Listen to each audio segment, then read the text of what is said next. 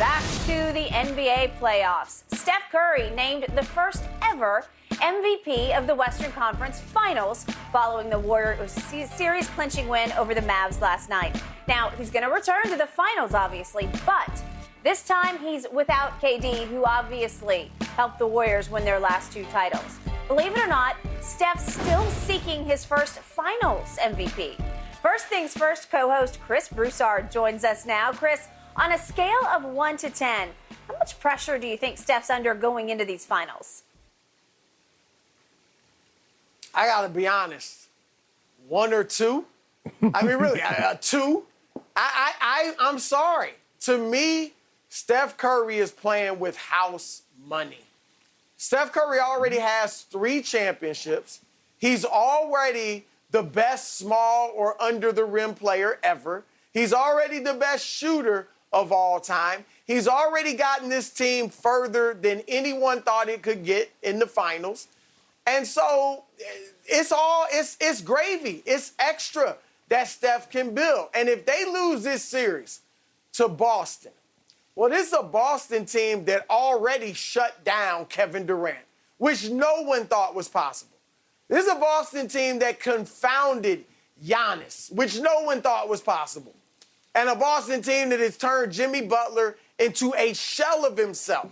So there's no shame if they lose. I'm not saying they will, but if they do, there's no shame now. There are a lot of those saying now, Steph is top 10 all time. Steph is, if you want to say that, then yeah, if he's gonna have a real legitimate chance at being in the top 10 or right near it, then they got to win this championship. He's got to be the finals MVP. Yeah. But again, that's extra. That's gravy. That's icing on the cake. Like, house money as far as I'm concerned, 2. I agree. I went 3 because he has 3 titles already. It's amazing that the pressure's on Steph Curry. The man already has titles. I can see if you, Skip, I gave you this. I can see it with you when you said there was a heap of pressure on Kevin Durant because Kevin Durant didn't have titles. And he went there for the sole purpose of getting those titles. Steph Curry already has 3 titles. He already has the MVPs. His resume, he wants to check this final box on this thing. And that was on the back. Because Skip, you go to the doctor, and they come back like, oh, you forgot the back. It's just one little box. You usually forget page 10, right? It's on the back. So he got that one little box on the back that he needs to check, which is the finals MVP. But Skip, you look at what he's already done. He's already an all-time great, top 75, revolutionized the game. The finals MVP would be the cherry on the top. And I just don't know. I still don't know how he didn't win finals MVP, the first title. But hey, thank you, Shannon. We give it that. They gave Iggy the finals MVP because of the final 3 games. And Skip Bayless said games 4 through 6, LeBron was terrible. LeBron was so terrible, all he did was average 31, 15, and 9. And what did he do in game 4? They could have gone up 3-1. What did he do? Help me out. Skip. 8 of 22, and he missed 6 free throws? It was a travesty that Steph wasn't in. So for me, Skip, I look, and to do it now, because you shortchanged him. You said, well, Kevin Durant was finals MVP. Y'all do things to Steph Curry that you never did to Kobe. In those first 3, how many finals MVP did Kobe get? Y'all never did this to Kobe. I don't know why y'all want to take these. This isn't about Kobe. No, but I'm just saying. My argument is you got to give context. You make it seem like, and Kobe played great. It wasn't like Kobe was just going along for the ride. Y'all make it seem like Steph Curry went along for the ride, like he was a role player with KD. He just averaged 28. He averaged 27 in those 2 finals. So get a man his credit. He's going into the top 10 with a win and a finals MVP, and ain't nothing you can do about it. There is something I can do about it. I can fight back because right now the only travesty on this show is the overprotective, overreactive Steph love in which I am drowning right now from across the table and through the airwaves from Chris Broussard way back in New Jersey, because it is stifling and sickening for me what I just heard from the 2 of you. Okay, so he has 3 championships, first courtesy of injuries to Kevin Love before the finals and Kyrie Irving in overtime of game 1 of the finals. Am I right about that? Yeah, that happened. It was LeBron against the world. And Steph went along for the ride, and Iggy changed it all because Steve Kerr found a little something at the end of game 3, and then in game 4 he says, ooh, I got this. Yeah. I'm putting Iggy in my starting lineup. It was one of the great decisions, the gutsiest, courageous decisions in the history of finals to insert Iguodala into the starting lineup to defend LeBron and to attack him on the defensive end because Iggy came up pretty big on offense too. Yeah. So, again, the tables turned because of Iguodala, and he was absolutely the ingredient that changed the whole finals because even with Steph Curry, they're down 2 games to 1 thanks to the 3 greatest games LeBron ever played in his career back to back to back. They're down 2 games to 1 going to a game 4 in the King's Palace in Cleveland. And Iguodala happened. And then the next 2 rings come courtesy of, oh, yeah, Kevin Durant. Really? If you don't have Kevin Durant, and by the way, the reason you're disqualified from top 10 is you suffered in 2016, Steph Curry, the second greatest or worst superstar meltdown I have ever witnessed. The worst, obviously, was LeBron in games 4, 5, and 6 in the 2011 finals, the first go-around with the Heat at Dallas. And the second worst, I will never, I'll forgive him, I guess, but I will never forget what Steph Curry didn't do against the Cleveland Cavaliers in games 5, 6, and 7 of the 2016 finals, up 3 games to 1.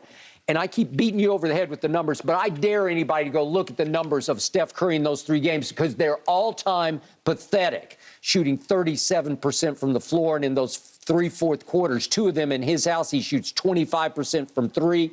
And in game 7, money pushed to the middle of the table in your house, Steph Curry goes 6 of 19, 4 of 14 from 3. And in the fourth quarter alone, 1 of 6 from the floor and 1 of 5 from 3. That only 3 came with about 7 minutes left. And down the stretch, he missed 4 huge shots in that game. Why don't we just see him right now? Let's see. There, I'll show you the 4 shots Steph missed that could have tied or won the game. These are the 4 up and over. That was an air ball that he shot right there. I mean, he's allowed to have a bad game. A bad game? This is the game in your house, wide left. Okay, here's Steph. Here's top 10 Steph. Oh, he's got a step back, and he hits nothing but backboard. Way to go, top 10er. All-time top 10. Here's Steph. I got this. I got this. No, you don't got this. Ooh, he's hitting himself in the head because those are 4 huge misses to tie or go ahead down the stretch of a game that Kyrie finally said, I've seen enough. I got this. Skip, every great player hasn't made every big shot in these every are big these moment. Shots. You can't give me top 10. You're disqualified. And by the way, what did he do? You told me Draymond fled into the parking lot after that game and calls Kevin Durant and says, God, please come and save us. And he's crying crocodile tears. And who led the contingent across the country on July the 3rd to get down on bended knee and recruit Kevin Durant to come save them? It was Steph Curry. What top 10 player would have ever done that in his career? Chris, before you go, I want to say that I believe I'm dying to get at it. I believe there would have been more had it been allowed back in Jordan days. Okay. But here's the thing. You said Draymond and Steph, they called KD. Did KD not answer the phone, Chris? What the hell he pick up the phone for? Why would Draymond Green? He was waiting by the phone. He was waiting by the phone. He was waiting by the phone. He was waiting for that FaceTime call. All night long. Yeah. So? Yeah. Did he do it? Did he save us? Skip. Was he back-to-back finals MVP? Yes, he was. The evidence is that Kevin Durant can't get to the finals without Steph. Ooh. It ain't that Steph needs KD. Kevin Durant got some stuff to prove. Because last time we saw, he hadn't done anything without since he left Golden State. Are you kidding me?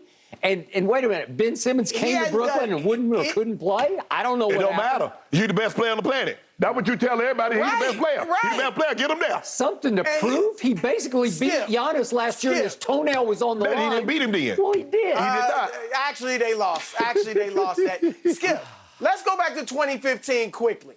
Steph Curry, you know how pivotal Game 5 is in a series tied 2-2. 83% of the time, that winner wins the series. In 2015, Game 5, Steph had 37 points, hit 7 3-pointers. In the clincher in Game 6, he has 25 points and 8 assists. How does he not? The fact that he wasn't the MVP is ridiculous. But I'll go further. In his finals career, he's averaged 26 points a game. That's 2 higher than he averages in the regular season for his career. So not many people jump in the playoffs, but he's one of the few. His 26 points a game in the finals, more than Larry Bird's finals average. Kobe. Bird actually dropped a little in the playoffs, more than Kobe, Dwayne Wade, Kareem Abdul-Jabbar. And what you said, he melted down. You said meltdown in 2016. Absolute meltdown. First of all, I think a meltdown, having a bad game or two is not a meltdown. Or three. I think a meltdown is when or even 3. A meltdown is when the moment appears too big. You're running from the ball. You're just not yourself. Time out. He just missed. A meltdown, what happened in 2016, Skip, no way worse than what Magic Johnson did in 1984. Tragic Johnson. Did he not make up for it? I think he made up for it. LeBron in 2011. Yeah. Well, and Steph's made up for it, too. He got 3 rings. Oh, yeah. Well, So he my got point is 2 you can't courtesy of disqualify Kevin Steph and if 2 you're not courtesy of the disqualifying injuries Magic to and Kevin LeBron. Love and Kyrie. Thank you. The bigger meltdown happened. KD, Chris, the bigger meltdown happened in the Western Conference Finals. When I know a team that had this team down 3-1. And go look at the shooting percentage. And what were you stuck with as Mr. Laker this year? Russell Westbrook. That's who Kevin Durant was stuck with, up 3-1. And he said, I can't win with that little guy being my primary decision maker. But you don't give Bron that. You say Bron's so great, he's supposed to overcome it. Well, if he's so great, 3